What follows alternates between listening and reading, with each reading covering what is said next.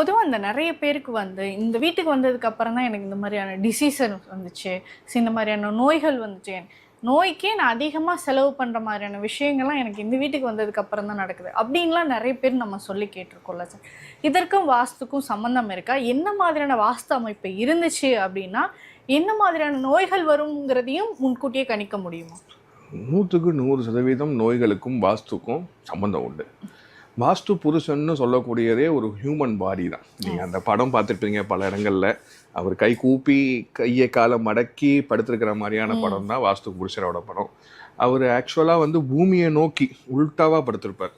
ரைட்டுங்களா? குழந்தை படுத்திருக்கிற மாதிரி குப்பரை படுத்திருப்பார்.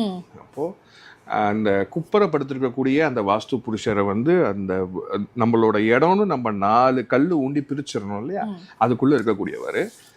இடத்துக்கு தனி வாஸ்து புருஷர் இருப்பார், தனி எனர்ஜி. வீடுன்னு சொல்லக்கூடிய மதர்வால் உள்ள வீட்டுக்கு தனி வாஸ்து புருஷர் இருப்பார். இது சூட்சமம். அப்போது அவரோட தன்மைகளில் அந்த அந்த பார்ட்ஸ் இருக்கு இல்லையா, அதில் நம்ம ஏதாவது குற்றம் செஞ்சோம்னா குறிப்பிட்ட அளவு தாங்குவார். சில வருஷங்கள் 2.5 வருஷம் அவரால் அதை தாக்கு பிடிக்க முடியும். அதுக்கப்புறம் அதை திருப்பி கொடுத்துருவார். அந்த எஃபெக்டை அந்த வீட்டில் இருக்கவங்களுக்கு கொடுத்துருவார். இதில் ரொம்ப சீக்கிரமாக பிரச்சனை பண்ணக்கூடியது அப்படிங்கிறது அக்னிமா. சவுத் ஈஸ்ட் கார்னரில் இருக்கக்கூடிய விஷயங்கள் அப்படிங்கிறது பெண்களுக்கு, பெண் மூளை இல்லையா, பெண்களுக்கு ரொம்ப சீக்கிரமாக அந்த பிரச்சனையை கொடுத்துருது இன்னைக்கு காலகட்டத்தில் என்னோட ரிசர்ச்சில். அப்போ தென்கிழக்கு சவுத் ஈஸ்டில் வரக்கூடிய செப்டிக் டேங்க் அப்படிங்கிறது தான் ரொம்ப மோசமான விஷயம். இது பெண்களுக்கு மார்பகம் மற்றும் அடிவயிறு சம்பந்தப்பட்ட வகையில் புற்றுநோய்களை கொடுக்குது. இது ஒரு ரொம்ப மோசமான விஷயம். யாருமே சவுத் ஈஸ்ட் தென்கிழக்கு பக்கமாக செப்டிக் டேங்க் வைக்கவே வைக்காதீங்க. செப்டிக் டேங்க்னா ஈஸ்ட் சென்டர், கிழக்கு மத்தியிலையோ இல்லை வடக்கு பக்கமோ கொண்டு போயிருங்க. இது அக்னி, நெருப்பு. அந்த இடத்துல செவ்வாய் இருக்க வேண்டிய இடத்துல நம்ம செப்டிக் டேங்கை வச்சோம் அப்படின்னா அது பெரிய இஷ்யூஸ் கொடுக்குது. புரியுதுங்களா? இது ரொம்ப ஃபாஸ்ட்டாக கொடுத்துருது. இல்லை அந்த வீட்டில் இருக்கிறவங்களுக்கு கண்டிப்பாக நோய்களை கொடுக்குது. எல்லா வகையான நோய்களுமே தென்கிழக்கு கொடுத்துரும். ஆனால் நெருப்பு தான் நோயை விரட்டக்கூடிய விஷயம். நம்ம உடம்புல எவ்வளவு சூடு இருக்கோ அவ்வளோ தூரத்துக்கு நம்ம ஆரோக்கியமாக இருக்கோங்கிறது அர்த்தம். அப்போ அந்த நெருப்புக்கு பிரச்சனை வந்துருச்சுன்னா தான் எல்லா நோயுமே அந்த வீட்டில் தாக்கும். அப்போ அக்னி அப்படிங்கிறது எவ்வளவு சுத்தமாகவும் எவ்வளவு கரெக்டாகவும் வச்சுக்கிறோமோ அந்த அளவுக்கு நம்ம நோய்கள் கம்மியாக தாக்கும். இது முதல் விஷயம். 2வது, வடகிழக்கு குழந்தைங்களுக்கு அடிக்கடி வரக்கூடிய பிரச்சனை, இந்த குழந்தைங்களோட மூளவர்ச்சி சம்பந்தப்பட்ட பிரச்சனை, இது எல்லாமே இல்லை ஆண்களுக்கு தலையில வரக்கூடிய ப்ராப்ளம், ஸ்ட்ரோக்ஸா இருந்தாலும் சரி, பிரெயின்ல வரக்கூடிய ப்ராப்ளமா இருந்தாலும் சரி, இல்லை இதயம் சம்பந்தப்பட்ட விஷயமா, இது எல்லாமே நார்த் ஈஸ்ட் கார்னர் தான். அந்த நார்த் ஈஸ்ட் கார்னர் தான் ரொம்ப ரொம்ப முக்கியம். ஏன்னா அது வாஸ்து புருஷோட தலை இருக்கிற இடம்.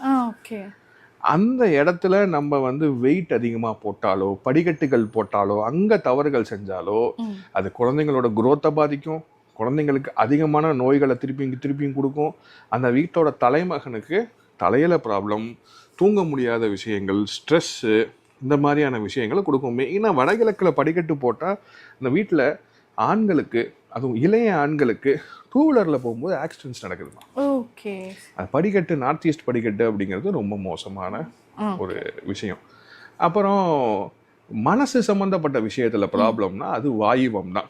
மனநிலை பேதிக்கிறது, இல்லை ஸ்ட்ரெஸ்ஸுனால ஒரு மாதிரியான ஒரு சைக்காலஜிக்கல் ப்ராப்ளத்துக்கு போகிறது, மெயினாக பெண்களுக்கு மனநிலை பாதிக்கிறது, இது எல்லாமே நார்த் வெஸ்ட் கார்னர்.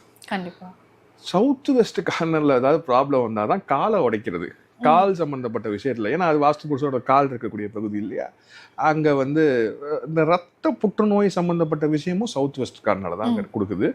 காலில் பிரச்சனை கொடுக்கறது எல்லாமே, கால் உடையிறது, கால் நடக்க முடியாமல் போகிறது, காலில் நரம்பு வீங்கிறது, இந்த மாதிரியான கால் சம்மந்தப்பட்ட விஷயம் எல்லாமே சவுத் வெஸ்ட் கார்னர் தான். ஆனால் இதில் ரொம்ப கிரிட்டிக்கலான விஷயம் என்ன அப்படின்னா, நடுவு பகுதி பிரம்மம், அது வாஸ்து புருஷனோட வயிறு. அந்த இடங்களில் ப்ராப்ளம் பண்ணும் பொழுது கண்டிப்பாக இது ரொம்ப சீக்கிரமாக அந்த வீட்டில் இருக்கவங்க லிவர், கிட்னியை பாதிக்குது. இப்போது அமெரிக்காலாம் எடுத்துக்கிட்டிங்க அப்படின்னா அங்கே பேஸ்மெண்ட்டு ஃபஸ்ட்டு செகண்டுன்னு சொல்லுவாங்க. அப்போ இது 3க்குமே போகக்கூடிய படிக்கட்டை நடுவு பகுதியில் வைப்பாங்க. புரியுதுங்களா? வீட்டோட நடுவு பகுதியில் பிரம்மத்தில் படிக்கட்டு அமைப்பாங்க. அந்த பழக்கம், அதனால தான் அவங்க இதில் நிறைய லிவர் அண்ட் கிட்னி ப்ராப்ளம்ஸ் அவங்கள வருது. இன்னொன்று, அந்த நடுவு பகுதியில் டாய்லெட் அமைக்கிறது, ஏன்னா வயிற்று பகுதியில் டாய்லெட் அமைக்கும் பொழுது அதுவும் வயிறு சம்மந்தப்பட்ட விஷயங்கள்ல பெரிய லெவலில் இது சும்மா பேசிக்காக சொல்லியிருக்கேன். ஓகே. ஆனால் இங்கெங்கே இது இருந்தால் மட்டும்தான் இந்த பிரச்சனைகள் வரும். கண்டிப்பா.